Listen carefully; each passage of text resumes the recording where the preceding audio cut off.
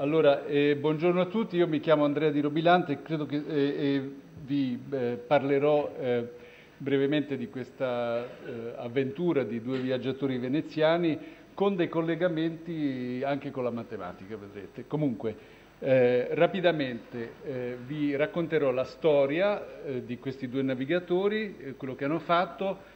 Vi parlerò brevemente del libro che racconta questa storia e poi dell'impatto che questo libro ha avuto sulla cartografia europea rinascimentale e sulla geopolitica del Cinquecento. Ecco, per ricollegarmi a quello che diceva il professor Canestrelli, mi trovavo qualche anno fa, quando ero alla Marciana e stavo lavorando su un altro libro, mi trovavo appunto alla Marciana, è entrato un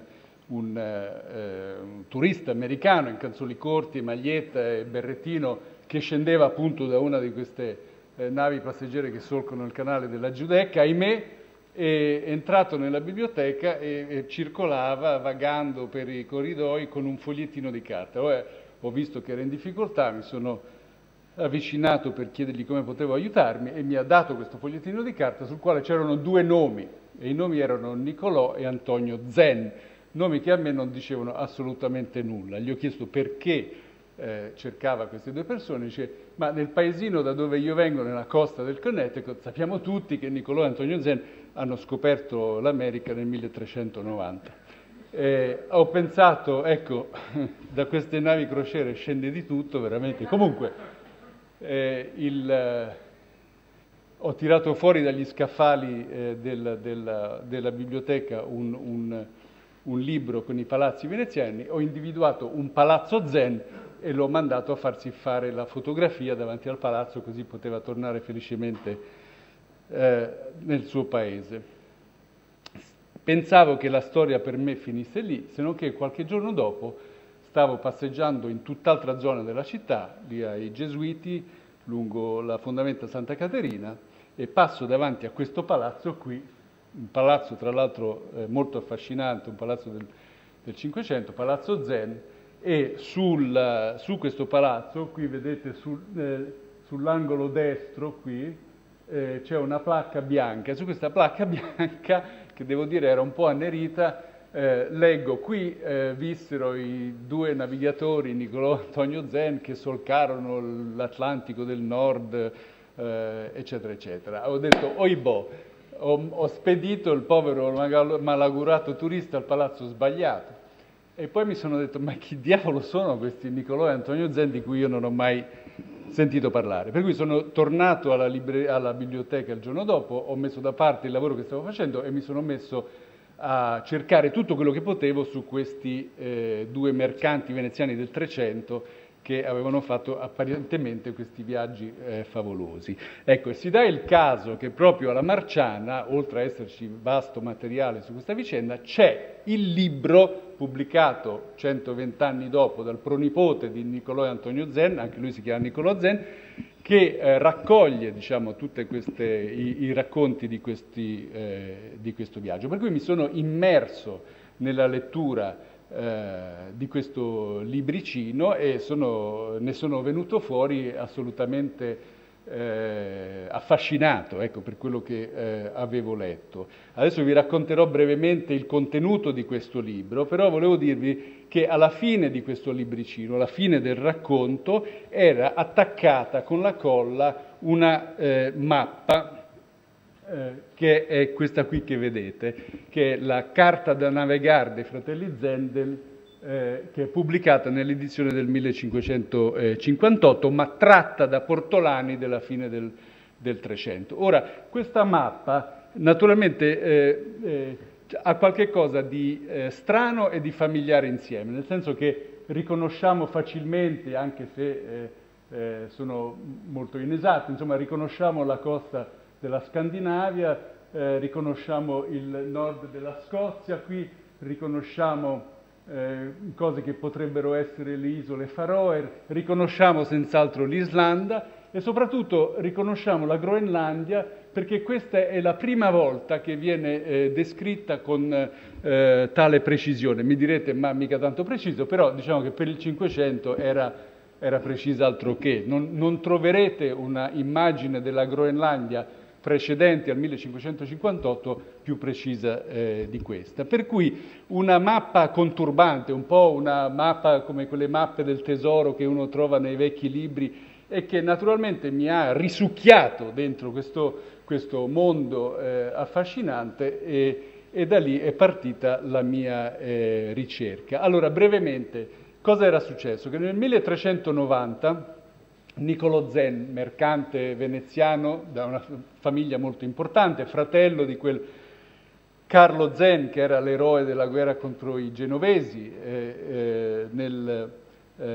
durante la guerra con Genova che finisce nel 1381, cioè un personaggio molto significativo. Niccolò era il suo fratello, il secondo di 3 fratelli, ed era anche lui molto conosciuto, sia come mercante di successo, sia perché come i patrizi veneziani dell'epoca aveva fatto il suo cursus honorum all'interno dell'amministrazione veneziana, ricoprendo numerosi ruoli. Dunque una persona molto in vista, l'anima del mercante, del commerciante, che aveva già fatto in precedenza numerose spedizioni nel Mediterraneo, lungo le rotte del Mediterraneo, fino al Mar Nero subito dopo la guerra con i genovesi decide che è ora di intraprendere un'operazione commerciale nei mari del nord, cioè fuori dall'alveo naturale, quello che era l'alveo naturale dei commerci veneziani, per cercare di aprire un varco, diciamo, nel commercio del Nord Atlantico, dove la Lega Anseatica cominciava a espandere il suo potere. Venezia capiva che non poteva più limitarsi al commercio nel Mediterraneo e che se voleva rimanere tra i grandi doveva cimentarsi anche su nuovi mercati. Questa non era una novità in realtà. Già all'inizio del Trecento Venezia si era resa consapevole di questo e dunque aveva istituito dei convogli che partivano annualmente, attraversarono il Mediterraneo, risalivano dalla costa atlantica e andavano nella Manica e fino al Mar del Nord. Questi convogli erano convogli scortati ed erano, come dire, dei convogli statali sponsorizzati dallo Stato veneziano. Questo tra l'altro è un episodio poco conosciuto della storia mercantile veneziana, ma però molto affascinante. Tutto questo però si ferma con la guerra contro i genovesi. Finita la guerra, Niccolò Zen smania per partire, dice non c'è tempo perché la macchina burocratica riparta, che ci siano le aste per le navi, eccetera.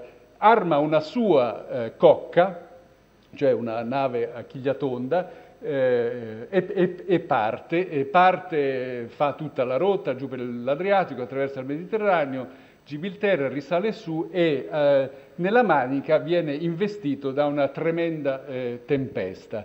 Tremenda tempesta che, ricordiamoci che siamo nel 1300, a questo punto 1383, per cui naturalmente non esisteva il calcolo della longitudine. Se uno veniva investito da una di queste bufere, veramente non avevi idea di dove finivi. Ecco, lui viene sospinto sempre più a nord, sempre più a nord, sempre più a nord, finché naufraga in quello che poi risulta essere l'arcipelago delle Faroe, per cui veramente molto, molto, molto a nord. Siamo praticamente nel Nord Atlantico a quel punto. In seguito a questo naufragio lui viene in qualche modo salvato, raccolto, e qui sono le coincidenze un po' della storia, da uno straordinario personaggio che si chiamava Henry Sinclair, e che era il conte dell'arcipelago delle Orcadi. In questo periodo storico, è un periodo storico molto interessante perché c'era questo lungo declino del regno di Norvegia, che era diciamo la grande potenza di quella zona del mondo, e l'ascesa della Scozia. Ora, questo Henry Sinclair era per parte materna norvegese, per parte paterna invece scozzese, per cui si trova veramente al centro di tutta questa evoluzione storica. E diciamo che l'arcipelago delle Orcadi era, nel contesto del Regno di Norvegia, era, diciamo così, il cuore, il diamante, la parte più ricca, e lui era, per eredità, era diventato appunto il conte delle Orcadi. Per cui Niccolò Zen, naufrago veneziano, mercante di chiara fama, eccetera, eccetera, finisce praticamente rimane nelle Orcadi e si mette a lavorare per Henry Sinclair. E Henry Sinclair naturalmente capisce bene l'importanza di questo Niccolò Zen. Non è uno qualsiasi, cioè Henry Sinclair è uno che parla latino, è uno che è stato a Venezia, sa benissimo chi sono i Zen. Voglio dire, la guerra tra i veneziani e i genovesi aveva attirato l'attenzione di tutta l'Europa, era una cosa che durava da 100 anni. Carlo Zen, il fratello di Niccolò, era un personaggio illustrissimo, per cui è un incontro tra due persone che non si conoscono ma non sono sconosciuti, ecco, non sono sconosciuti l'uno all'altro. Per cui si crea questa grande sintonia tra i due e Henry Sinclair affida a Niccolò Zen la sua piccola flotta. Insieme guerreggiano, vanno nelle Faroe, vanno nelle isole limitrofe per raccogliere le tasse, insomma fanno attività di amministrazione generale. Niccolò dopo un po' si impazientisce e decide di viaggiare più a nord. Costeggia la costa della Scandinavia, si spinge oltre le Faroe, si reca in Islanda, da lì in Groenlandia, sulla costa orientale della Groenlandia e poi torna verso le Orcadi, che era un po' il hub, il porto principale di tutto questo mondo. Nel frattempo lo raggiunge il fratello più piccolo, il terzo dei fratelli Zen, Antonio Zen, che lo raggiunge presso Henry Sinclair nelle Orcadi. Niccolò Zen fa di questi suoi viaggi dei racconti meravigliosi in lettere che poi spedisce alla famiglia. Ci sono descrizioni straordinarie del suo arrivo in Islanda, per esempio, dove arriva in un monastero pieno di attività affascinanti che lui descrive con straordinaria minuzia e dettaglio. Ci sono interessantissime descrizioni della Groenlandia, insomma è un personaggio del Medioevo che guarda la realtà come la guarda un mercante, cioè cercando di cogliere nei dettagli le opportunità per fare scambi, ma è anche un uomo affascinato dal modo in cui la gente in Islanda, per esempio, costruisce le case con la pietra lavica, come fanno la calce, come organizzano la raccolta del legno sulle spiagge. Tutto questo è descritto con estrema precisione, cioè non c'entra niente con la scrittura cinquecentesca più tarda, questa è proprio scrittura medievale ed è infinitamente più ricca e affascinante della scrittura che verrà dopo. E proprio su questo, su questi passaggi di scrittura di Niccolò Zen,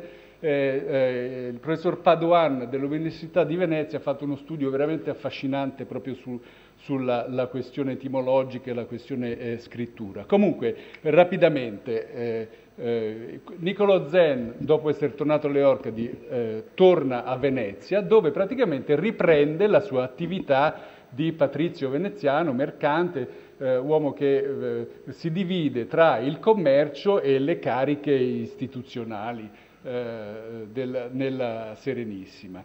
Il fratello Antonio invece rimane a servizio del conte Sinclair e rimane per 10 anni. E alla fine di questo periodo di 10 anni, dove anche lui gira per tutta quella regione, decide di organizzare una traversata dell'oceano per andare a vedere cosa c'è dall'altra parte. Ora, il Nord Atlantico era una parte del mondo che era estremamente familiare a chi ci viveva. Voglio dire, dobbiamo ricordare che sin dall'anno 1000 praticamente c'era un gran traffico di navi che partiva dalla Norvegia e andava in Islanda e poi finiva in Groenlandia e toccava Terranova, cioè c'era un traffico commerciale, documentatissimo ormai, sin dall'anno 1000, per cui non è che andavano alla cieca, si inserivano, cioè Antonio Zen si inseriva nel solco di questo canale, di questo tracciato mercantile che ormai aveva quasi 4 secoli. Vi dico solo una cosa, perché a me sono rimasto molto colpito da questo dettaglio.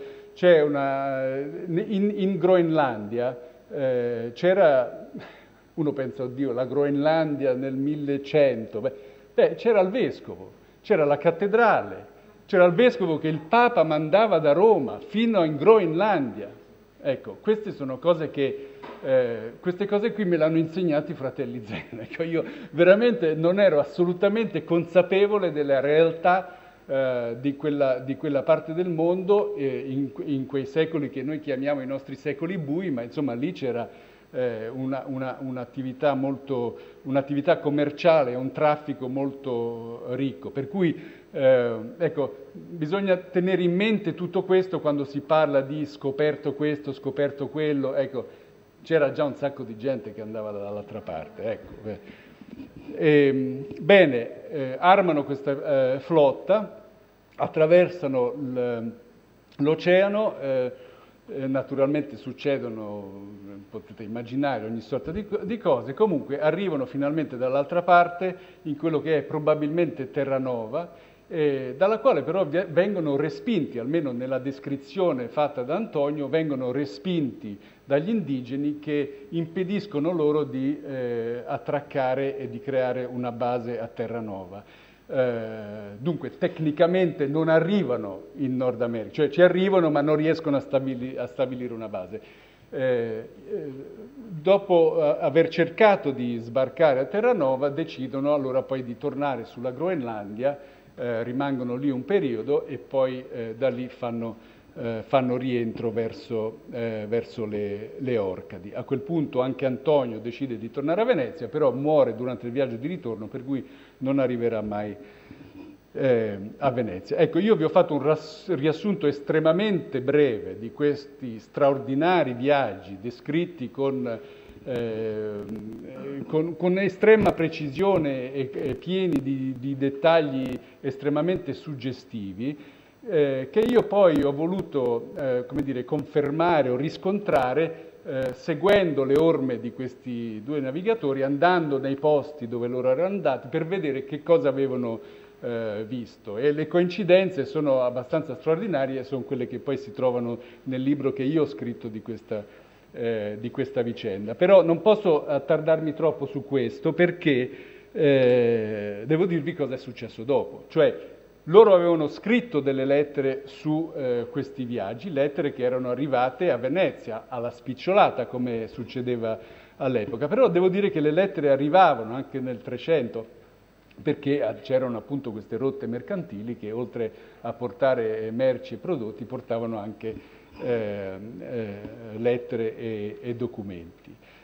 Tutte queste lettere poi sono finite negli scaffali della biblioteca di Kazan e lì sarebbero rimaste a raccogliere polvere e essere dimenticate, se non che 120 anni dopo, allora ci spostiamo e siamo adesso nel cuore del Rinascimento veneziano, il pronipote di Antonio Zen, che si chiamava Niccolò Zen, anche lui, chiamiamolo Niccolò Zen il Giovane per non confondere, figura eminente statista veneziano, un grandissimo personaggio del Cinquecento veneziano, di cui adesso dirò due parole perché è una figura chiave in questa storia.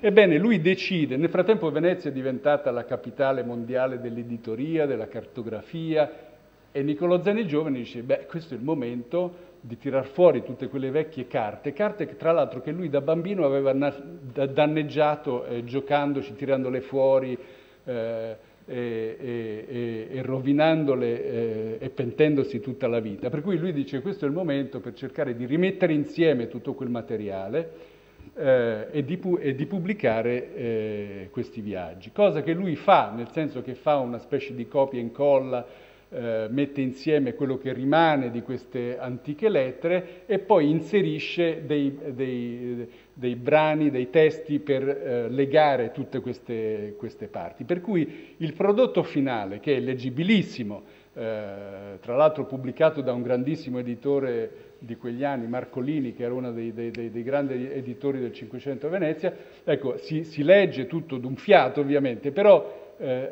evidente, si scorge la differenza tra la scrittura trecentesca e la scrittura cinquecentesca, cioè le aggiunte fatte da Niccolò Zen il giovane.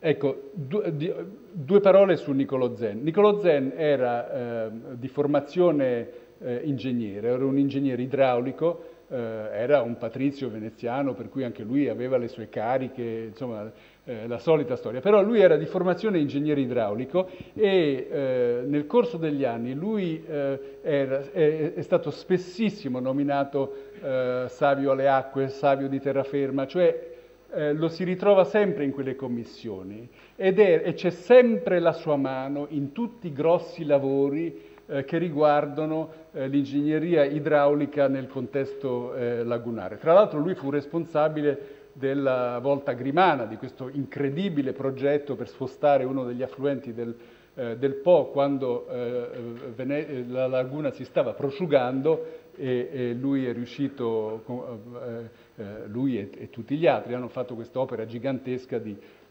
spostamento del fiume per riportare acqua alla laguna.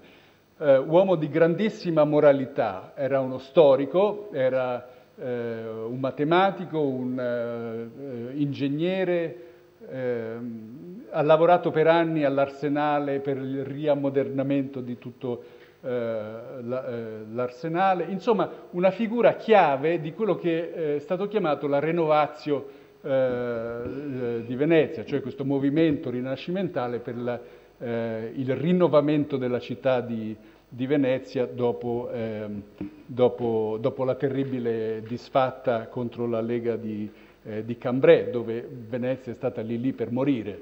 Ecco, allora, successivamente alla guerra contro la Lega di Cambrai, che finisce nel 1509, c'è questo grande momento di rinnovamento veneziano e Niccolò Zen il giovane è nel cuore di questo movimento, cioè è uno dei personaggi chiave e se uno vuole capire le idee e come queste idee si trasformavano in realtà in quell'epoca, deve passare da Niccolò Zen. Ma oltre a essere uno straordinario personaggio dal punto di vista politico e ingegneristico, era anche un uomo di grandissima moralità e questo è importante capirlo e questo lo si desume dai suoi scritti. Che adesso non vi sto a raccontare in dettaglio, però è un uomo molto particolare, che tra l'altro finisce la sua carriera come membro del Consiglio dei Dieci, cioè il fulcro del potere veneziano. Ecco, vi ho detto questo, adesso capirete perché mi sono soffermato sulla figura di Niccolò Zen il giovane. Rapidamente, il libro esce nel 1558 e ha un impatto enorme perché c'era un grandissimo appetito per questo tipo di libro all'epoca e per la cartina, cioè la cartina Zen ebbe un impatto enorme. Perché ebbe questo impatto enorme? Perché il libro finì subito nelle mani di Gerardo Mercatore, che era il grande geografo, cartografo del Cinquecento, uomo delle Fiandre, tra l'altro anche lui matematico, cioè matematico mancato perché poi è diventato cartografo, ma insomma aveva studiato matematica con Gemma Frisius a Lovanio e poi dopo aver studiato matematica si reinventò come cartografo e in quel momento lui stava disegnando il primo mappamondo moderno, cioè il primo mappamondo che tenesse in considerazione tutte le scoperte e i racconti di viaggi della fine del 400 e inizio 500. È incredibile, quando uno guarda le mappe della prima metà del 500, uno si dice ma com'è possibile? Avevano già scoperto tutte queste cose e però continuavano a usare mappe che erano mappe tolemaiche, cioè non erano riusciti a fare il salto cartografico e a ridisegnare la mappa del mondo. Per cui se uno guarda le mappe del 1520-1530, quando ormai era stato già scoperto tutto, quasi, ebbene trova le vecchie mappe tolemaiche nelle quali i nuovi cartografi cercavano di inserire queste nuove scoperte, ma ci sono delle cose che hanno degli effetti estremamente comici. Comunque non bisogna, bisogna guardare a tutte queste cose con rispetto, anche perché è difficile capire da dove venivano. Comunque Mercatore stava lavorando sul primo grande mappamondo moderno che includesse tutto, ok?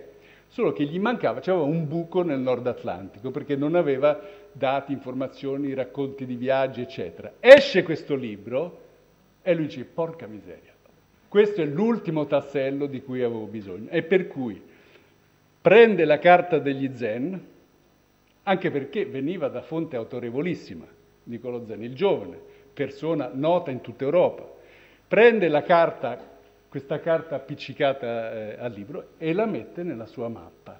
E la mette con tutte le cose più o meno giuste, ma anche con questi grandi, con gli errori e le inesattezze. Per esempio qui ci sono cose che noi sappiamo non esistono. Questo enorme isolone qui, che si chiama Frislanda, non esiste. Io poi spiego nel libro che cosa rappresenta Frislanda. Comunque ci sono tante isole che in realtà non esistono. Tutte queste, lì c'è un'isola che si chiama Icaria, lì c'è Stotilandia, insomma ci sono varie cose che sono degli oggetti strani. Quegli oggetti strani finiscono nella mappa di Mercatore. Per cui, quando nel 1569 esce la mappa di Mercatore, esce con tutte le isole zeniane. E siccome la mappa di Mercatore era la mappa, queste isole zeniane vengono replicate in tutte le mappe che vengono fatte nel 500 e nel 600. Ritroviamo sempre Frislanda, Icaria, Estotilandia, eccetera. Per farvi un solo esempio, ho trovato una mappa del 1693, per cui siamo già un bel po' avanti.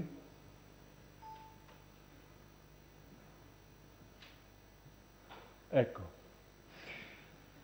Queste sono cose che fanno venire i brividi. Questo è il Canada, ok? Una mappa del 1693, c'è scritto Estotilandia, scoperta da Antonio Zen nel 1390. Ecco, questo per darvi un'idea concreta della straordinaria influenza che queste isole zeniane hanno avuto sulla storia della cartografia. Ho visto che avevamo anche una foto di... Ecco, questo è Gerardo Mercatore. Ecco, per cui lui aiutò molto alla diffusione di questa storia degli Zen. Però il libro finisce anche, e sto per finire, nelle mani di un altro matematico, anche lui un matematico mancato. Era il compagno, il miglior amico di Mercatore a Lovagno, anche lui studente di Gemma Frisius, e si chiamava John Dee, di Domodossola Empoli Empoli, e abbiamo anche una foto di John Dee. Ora, John Dee, dopo aver studiato matematica con Mercatore, è tornato in Inghilterra ed è diventato una di quelle persone, aveva tantissimi interessi, era un astrologo, un astronomo, un matematico, un cartografo, uno storico, aveva 1000 interessi, ma era soprattutto... Scusate, bevo un attimo perché ho la gola secca.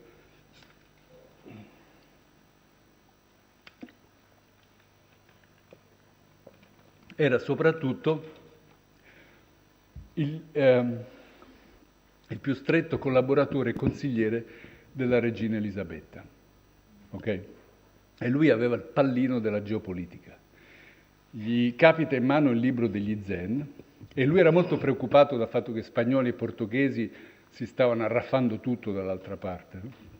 E l'Inghilterra era molto indietro.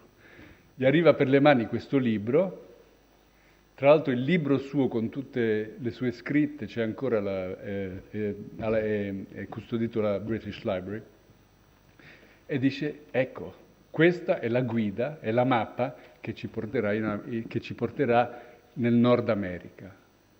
Okay? Va dalla regina Elisabetta al castello di Windsor e gli espone il suo piano. E lei gli risponde, guarda, caro John, non puoi pensare che io adesso armi una flotta e mandi così sulla base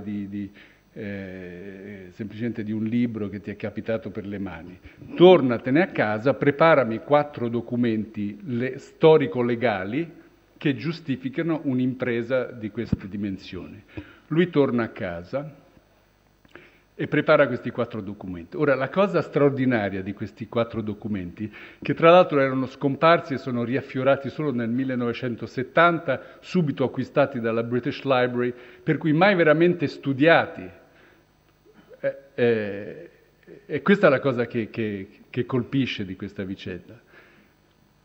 Lui scrive questi 4 documenti. Ebbene, se uno legge i documenti dopo aver letto Zen, vede che lui praticamente copia tutto quello che legge nel libro e lo mette in questi documenti. Fa un copia e un colla, niente di più e niente di meno. Fatti questi 4 copia e incolla, corre dalla regina e la regina gli dà l'ok. A quel punto convocano Martin Frobisher, che era uno dei grandi navigatori dell'epoca.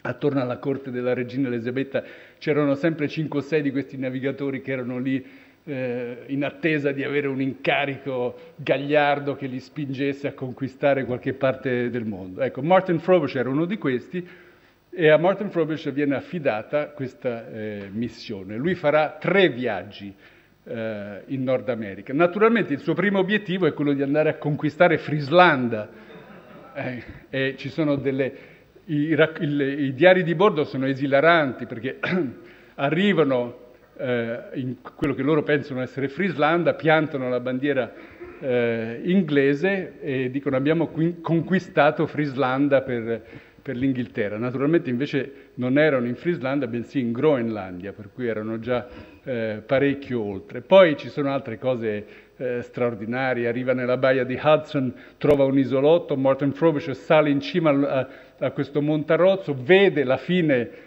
della baia di Hudson ed è convinto che ci sia la Cina lì, per cui torna in Inghilterra dicendo ho trovato la via per la Cina. Ma la cosa che ci interessa a noi è che in tutti questi viaggi, questi 3 importantissimi viaggi per la storia dell'imperialismo britannico, lui aveva sempre la cartina Zen in mano e nei diari di bordo non fa altro che parlare dei fratelli Zen.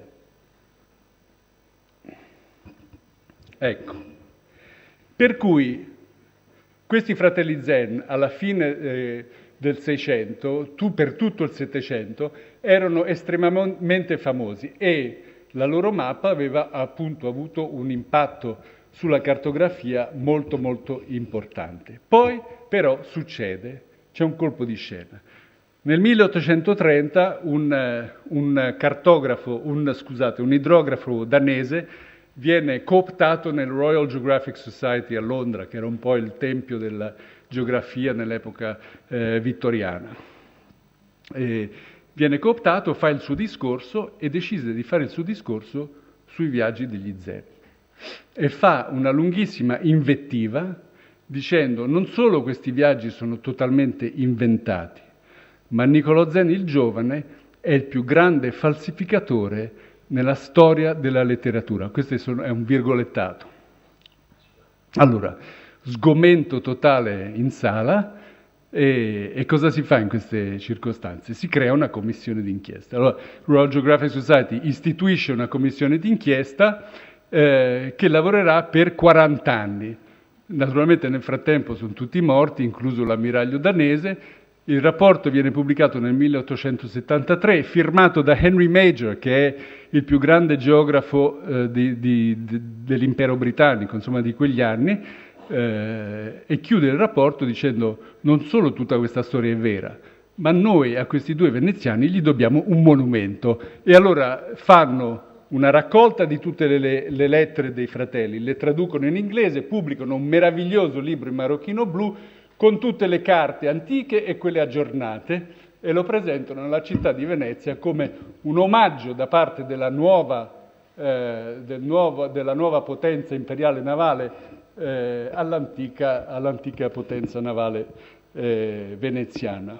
E questo è un po' a grandi linee il racconto che volevo farvi. Naturalmente la cosa curiosa è che quando qualcosa viene tacciato di falso, quando qualcosa è accusato di essere una cosa non vera, è molto molto difficile dimostrare il contrario.